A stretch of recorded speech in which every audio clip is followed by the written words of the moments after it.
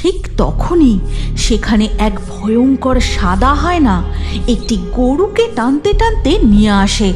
তারপর হায়নাটা কর্কশ শব্দে জোরে ডেকে ওঠে, চল কপিলা, আজ তোকে নিয়ে সুন্দরবনের জঙ্গলের ভিতরে যাই। ওখানে অনেক কচি কচি ঘাস আছে, তুই মন ভরে খাস, কেমন? এই কথা বলে মাধবী তাদের কপিলা গরুকে নিয়ে জঙ্গলের দিকে হেঁটে যায় আর যেতে যেতে বলে, তোর কোনো ভয় নেই, ওখানে তোর মতো অনেকের গরু ঘাস খেতে আসে, তুই একদম চিন্তা করিস না। ওখানে কোনো বাঘও আসে না, তুই মন ভরে ঘাস খাবি আর আমি ততক্ষণ জঙ্গল থেকে কাঠ কুড়িয়ে নিয়ে আসবো। এই কথা বলতে বলতে মাধবী তার কপিলা গরুকে নিয়ে জঙ্গলের গভীরে এসে পৌঁছায়। তারপর, এ কি, আজ মাত্র এখানে দুটো গরু বাঁধা? তাহলে কি আজ বেশি কেউ জঙ্গলে কাঠ কুড়োতে বা মধু সংগ্রহ করতে আসেনি? এখানেই তো তারা গরু বেঁধে তারপরে কাজে যায়।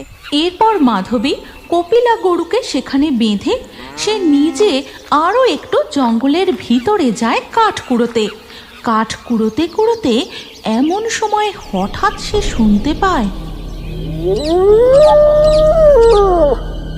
বাপরে বাপ, কি ভয়ঙ্কর ডাক!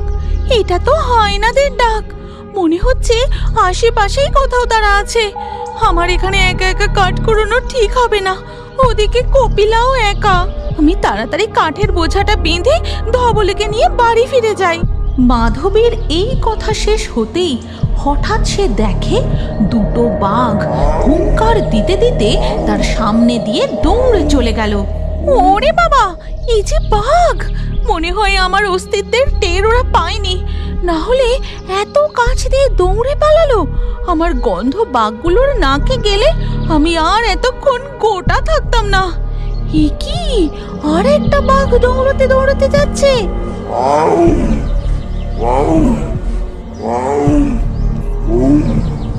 ওদিকে দেখা যায় মাধবী যেখানে তার কপিলাকে বেঁধে এসেছিল সেখানে একটা বাঘ গরু শিকার করার জন্য বাঁধা ওই তিনটে গরুর দিকে ধীরে ধীরে এগোচ্ছে।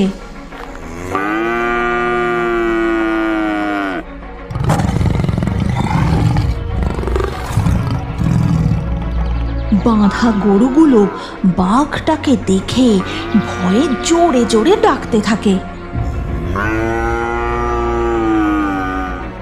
বাঘটা গরুগুলোর আশেপাশে ঘুরতে থাকে। তিনটে গরুর মধ্যে